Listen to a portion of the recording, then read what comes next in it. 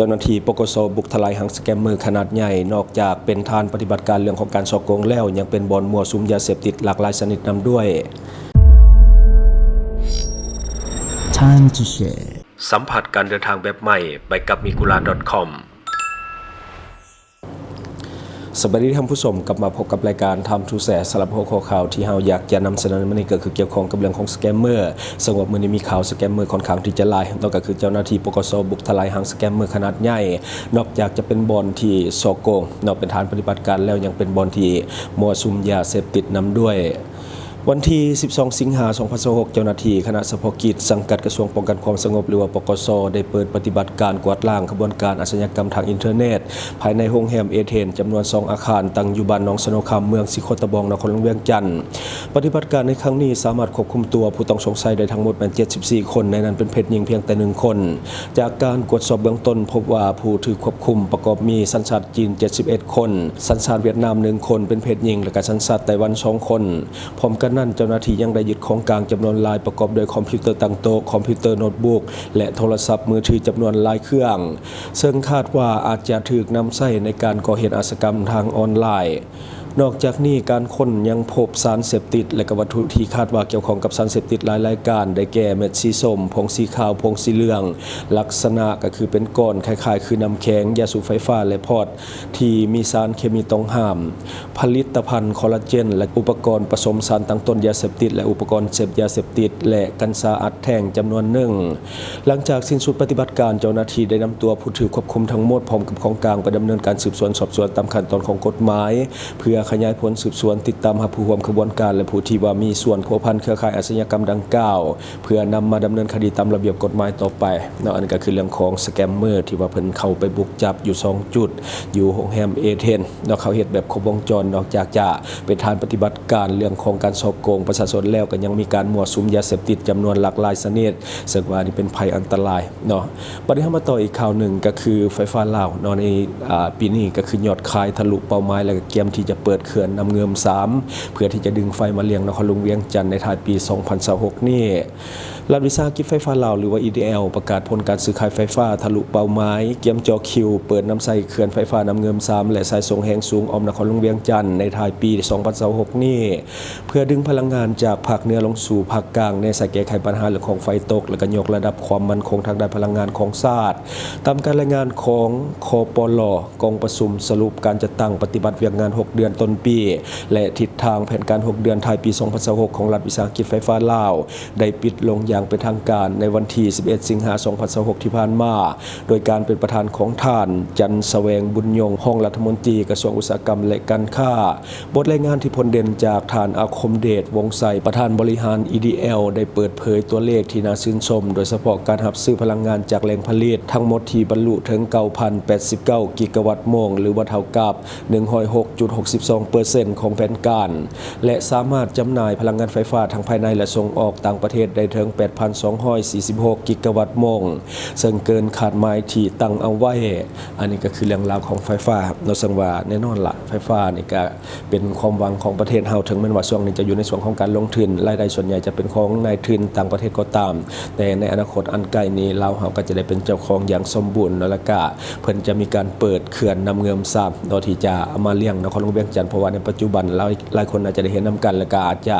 ได้รับผลกระทบคือกันเรื่องของไฟตกไฟบ่เพียงพอแม้แต่ในสตูดิโอของเฮาก็เช่นกันฉะนั้นถ้าว่าเปิดเขื่อนน้ำเงิม3โอกาสที่ไฟจะเหลือใช้ก็ถือว่ามีสูงบัดนี้มาต่ออีกข่าวหนึ่งก็คือเจ้าหน้าที่ปกส.แขวงหลวงน้ำทาทำการศึกษาอบรมแก๊งวัยหนุ่มจำนวน18 คนเป็นเพศหญิง5 คนที่มีการมั่วสุมสิ่งเสพติดต่างๆในวันที่ 11 สิงหาคม 2026 นี้แผนกตำรวจกองบัญชาการปกส.เมืองหลวงน้ำทาแขวงหลวงน้ำทาได้ศึกษาอบรมกลุ่มวัยหนุ่มจำนวน18 คนเป็นเพศหญิง5 คนมั่วสุมคอลลาเจนและน้ำกระท่อมโดยการเข้าร่วมของฐานพันตรีอนุศักดิ์อินทประเสริฐรองหัวหน้าแผนกตำรวจปกส.เมืองหลวงน้ำทาพร้อมด้วยเจ้าหน้าที่วิชาเฉพาะเข้าร่วมการศึกษาอบรมในครั้งนี้เจ้าหน้าที่วิชาเฉพาะได้รายงานพฤติกรรมของกลุ่มวัยหนุ่มดังกล่าวซึ่งแมนพากันซื้อและก็นำใส่สิ่งเสพติดประเภทคอลลาเจนและใบกระท่อมมาผสมต้มดื่มเพื่อความม่วนซื่นและก็มั่วสุมนำกันตามสถานที่ต่างๆซึ่งการกระทำดังกล่าวมันเป็นการละเมิดกฎระเบียบกฎหมายซึ่งสร้างความบ่สงบและก็มีผลกระทบอันร้ายแรงต่อสุขภาพจิตประสาทตลอดฮอดอนาคตของพวกเขาเอง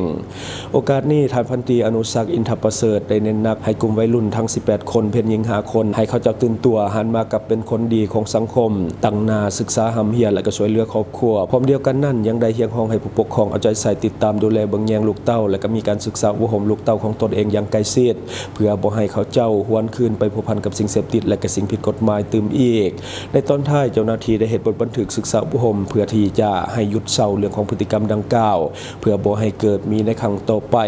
อันนี้คือในของข่าวเนาะทุกมื้อนี้วัยรุ่นกับยาเสพติดนี่เป็นอย่างที่แยกออกจากกันยากเพราะว่าทุกมื้อนี้ยาเสพติดมัน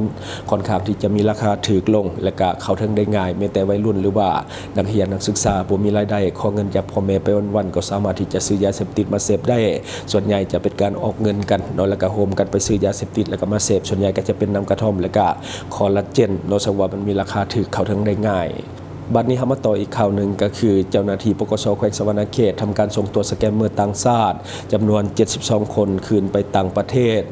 ในตอนเช้าของวันที่14สิงหาคม2026แผนกคุ้มครองคนต่างประเทศร่วมกับแผนกตำรวจป้องกันเศรษฐกิจสังกัดกองบัญชาการป้องกันความสงบปกส.แขวงสะหวรรณเขตได้นำส่งผู้ถึง5ชาวต่างชาติที่เกี่ยวพันกับเรื่องของการฉ้อโกงทางโทรคมหรือว่าแก๊งคอลเซ็นเตอร์จำนวน69คนในนั้นมีเพศหญิง8คนพร้อมทั้งผู้ถึง5อีก3คนที่ถูกกล่าวหาว่าลักลอบเข้าออกนอกประเทศผิดกฎหมายรวมทั้งหมดมีผู้ถูกส่งตัวกลับมัน72คนในนั้นเป็นเพศหญิง8คน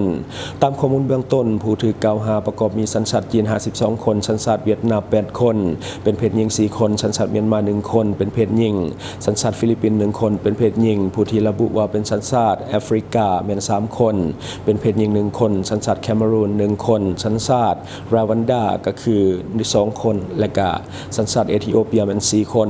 หลังจากดำเนินการตามขั้นตอนในเบื้องต้นเจ้าหน้าที่ได้นำส่งผู้ถึงหาทั้งหมดไปยังห้องว่าการกระทรวงป้องกันความสงบเพื่อดำเนินการสืบสวนและการดำเนินคดีตามขั้นตอนและระเบียบของกฎหมายของสปป.ลาวต่อไปเนาะอันนี้ก็คือเรื่องของการจับสแกมเมอร์อยู่แขวงสะหวรรณเขตและก็เกียมที่จะผลักดันออกนอกประเทศก็คือส่งกลับประเทศเขาเจ้าเนาะหลักๆก็จะเป็นคนจีนและก็มีอีกหลากหลายสัญชาติเนาะก็คือมาเหตุร่วมกันอยู่แขวงสะหวรรณเขต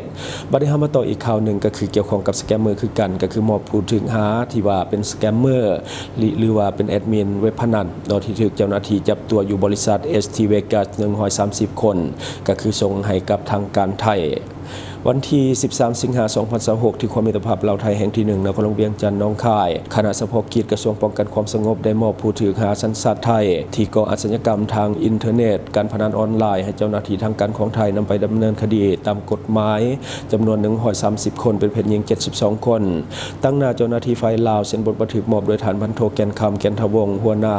ตำรวจกวดคนเข้าออกเมืองด่านสากลความมิตรภาพลาวไทยแห่งที่1และฝ่ายไทยก็คือเซ็นหับโดยฐานพันโทธียศภัทรลังสีพามานกุลห้องผู้อำนวยการกวดคนเข้าออกเมืองจังหวัดหนองคายพร้อมด้วยคณะทั้งสองฝ่ายเข้าร่วมเป็นสักขีพยาน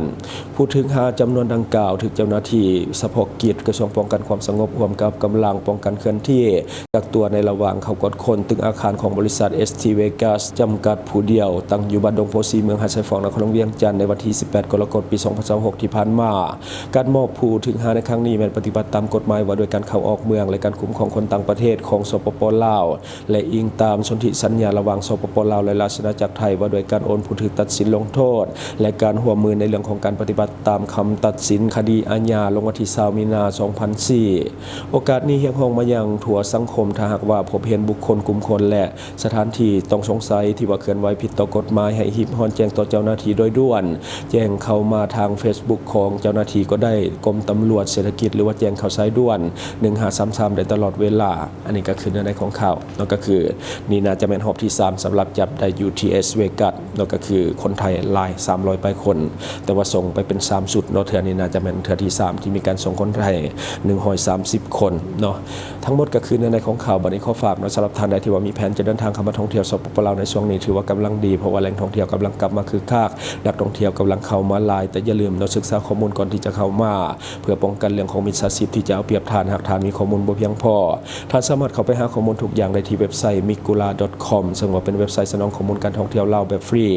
ข้อมูลที่ท่านจะได้มีข้อมูลสถานที่ท่องเที่ยวใหม่ๆในลาวข้อมูลอาหารต่างๆข้อมูลสถานที่บ้านพักโรงแรมข้อมูลการเช่ารถหรือว่ารถพาเที่ยวข้อมูลของพนักงานนำเที่ยวหรือว่าบริษัทท่องเที่ยวสำหรับการลงทะเบียนจะมี3รูปแบบลงทะเบียนโดยเบอร์โทรศัพท์ลงทะเบียนโดยอีเมลลงทะเบียนโดย Facebook สำหรับท่านที่ยังลงทะเบียนบ่เป็นกดเข้าเบิ่งลิงก์ในคอมเมนต์ของเฮาได้เลยและทั้งหมดก็คือสิ่งที่เฮาเก็บมาเล่าสู่ฟังหวังว่าท่านจะได้รับสาระดีๆสำหรับท่านที่ว่าเบิ่งรายการเฮาอยู่คิดเห็นอย่างไรกับสิ่งที่ว่านำเสนอไปก็อย่าลืมฝากไว้ภายใต้คอมเมนต์ของเฮาและข้าพเจ้าจะเข้าไปอ่านด้วยตนเองขอขอบใจอยู่เมืองลาวใช้แต่เงินกีบลาวและส่งเสริมผลิตภัณฑ์ภายในเพื่อลดพรการนำเข้าสินค้าและแก้ปัญหาเงินตา Subscribe for more video.